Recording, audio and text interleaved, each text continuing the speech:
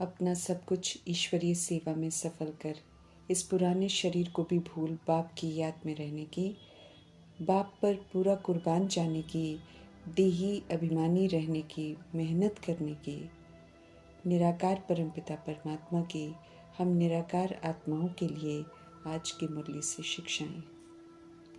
सत्य परमात्मा से समझ मिलती है कि स्वरूप विस्मृति, अज्ञान, विकल्प, विकर्म, अंधश्रद्धा, विकार, देह का भान, देह का अभिमान, देह का विस्तार अर्थात विनाशी संबंध, समस्याएं, सिनेमा सीरियल, बाहरी भपके का आकर्षण, नाम मान शान का आकर्षण, विनाशी धन से धनवान बनने का आकर्षण, ये सारा भिन्न भिन्न तरीके का माया का चक्र है। ये माया जाल है जिसमें सभी मनुष्य आत्माएं उलझ कर भटकी हुई जिंदगी जी रही हैं। मैं और मेरे का मायावी चक्र सबसे बड़ा और खतरनाक चक्र है, जिसमें फंसे हुए 63 जन्म हो गए हैं। जो आत्मा का है नहीं, उसी को मेरा कहकर आत्मा बंधनी आत्मा बन गई है। शरीर छोड़ती है तो समझती है कि कुछ भी मेरा नहीं, लेकिन पुनः शरीर लेकर सृष्टि पर ली हुई चीज़ों को अपना समझने की भूल कर बैठती है। फिर दुखी होती है, अशांत होती है। अति उलझे हुए चक्रव्यूह से निकालने के लिए स्वयं प्रभु को सृष्टि रूपी ड्रामा में प्रवेश करना पड़ता है। प्रवेश कर हम आत्माओं का सृष्टि रूपी ड्रामा में खेल कैसे चलता है उसका राज बताते हैं। अनादि आदि दर्शन कराकर ड्रामा में 5 स्वरूपों का अर्थात देवता, पूज्य, ब्राह्मण, फरिश्ता, ज्योति बिंदु का दर्शन कराकर श्रेष्ठ स्वरूप से, ओरिजिनलिटी से परिचित कराते हैं। श्रेष्ठता की स्मृति आती है तो आधा कल्प के बाद गिरावट कैसे हुई उसकी भी समझ मिलती है, जिसे प्रभु स्वदर्शन चक्र कहते हैं।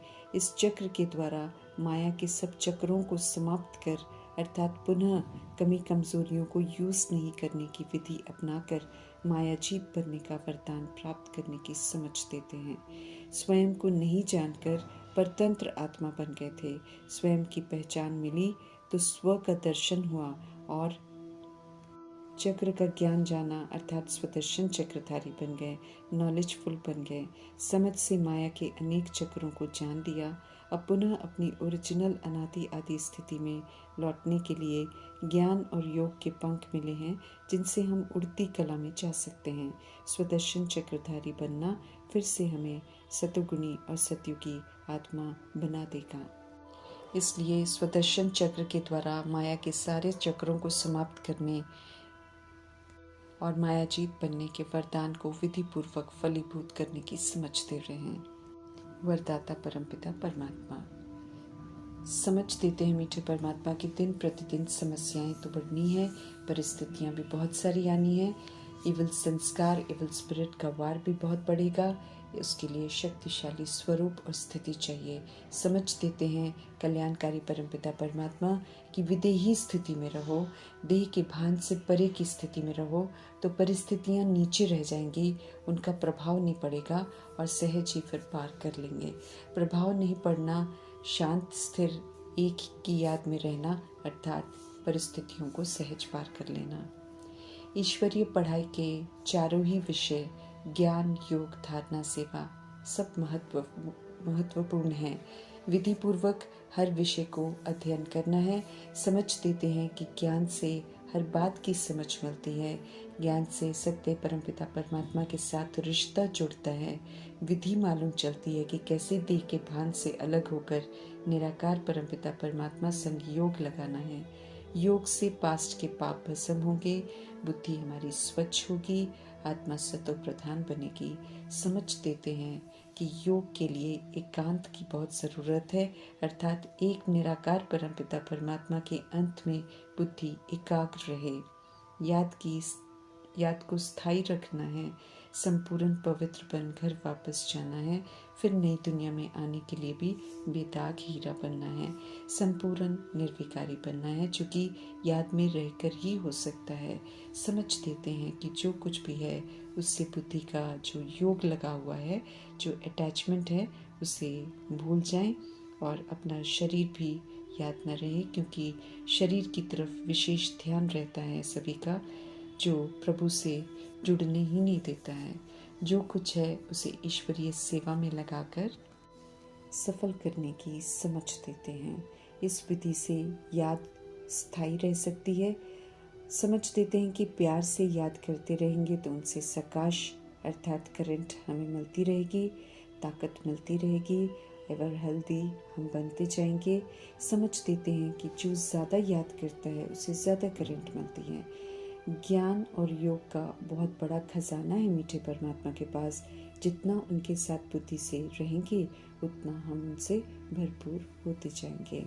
स्पष्ट कर रहे हैं मीठे परमात्मा की जो याद नहीं करते हैं उन्हें फिर परमपिता परमात्मा भी याद नहीं करेंगे।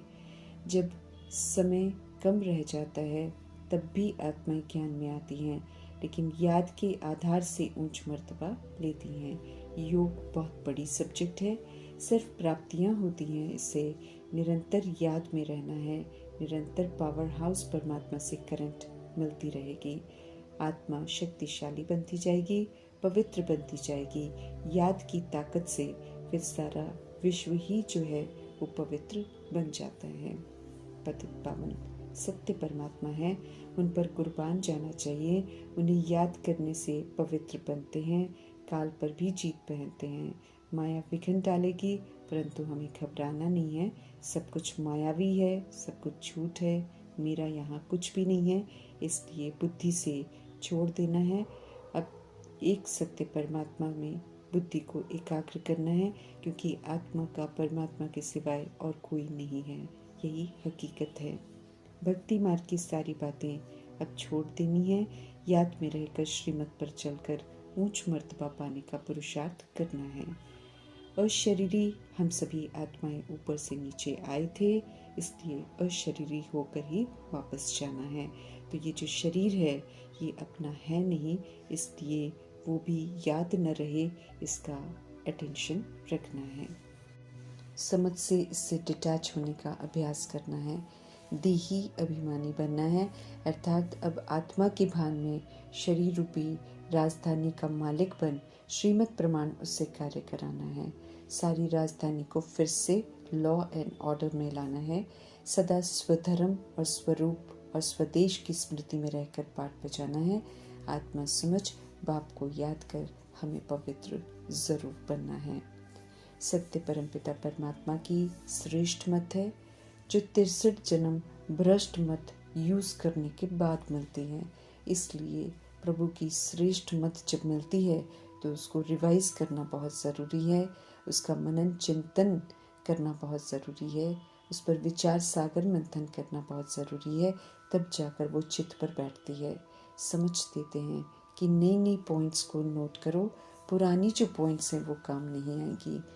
पेपर और परिस्थितियां तो बदलती जाएंगी, जिससे फिर पुरानी युक्तियों से नहीं बल्कि नई शिक्षाओं से समाधान होगा। विचार सागर मंथन के लिए भी हमें समय जरूर निकालना है। चलते फिरते कर्म करते खाते पीते भी याद में रहने का अटेंशन रखना है, ताकि हम कोई भी चीज़ जो है वो लिमिट के बाहर ना करें, मर्यादाओं की लकीर के अंदर ही करें, ताकि हर तरह का आसुरीपन जो है उससे हम मुक्त हो जाएं। क्यों याद में नहीं रहने से फिर बाबा कहते हैं पाप कर्म हो जाते हैं, चाहे वो खाने पीने का हो या फिर कर्म करने का हो या फिर चलते फिरते कोई भी व्यर्थ ख्यालात ना हो। हमें अभी व्यर्थ और नकारात्मक ख्यालात से सृष्टि रूपी ड्रामा में और वायुमंडल को खराब नहीं करना है, बल्कि उसे सशक्त बनाने में मददगार बनना है। इसलिए याद ही एक विधि है जिससे हम अच्छा सोच सकते हैं, जिससे हम सशक्त बन सकते हैं और दूसरी सोल्स को भी बना सकते हैं। याद में रहकर खुद भी हमें सशक्त रहना है और अन्य निर्बल आत्माओं की भी बड़ी मदद करनी है, सशक्त बनाने की। याद में रहकर ही हम ये कार्य कर सकते हैं। बुद्धि रूपी बर्तन को योग से स्वच्छ बनाना है, तभी प्रभु से मिली जो शक्तिशाली समझ है वो बैठेगी अर्थात धारण होगी। याद की यात्रा में रहने से ज्ञान स्पष्ट होता जाएगा, योग के उच्चतम स्टेज में पहुंच सकेंगे।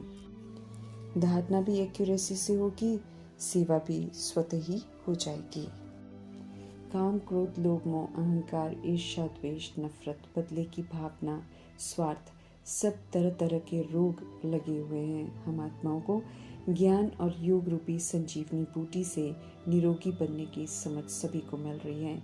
एक जन्म निरोगी बनने की विधि अपनाएंगे तो अभी भी मानसिक और शारीरिक रोग के प्रभाव से मुक्त रहेंगे और पास्ट के हिसाब साक्षी होकर चुकतू कर फिर 2500 वर्ष नई दुनिया में निरोगी रहेंगे। न विकारों की बीमारी होगी और न मानसिक और शारीरिक रोग लगेंगे।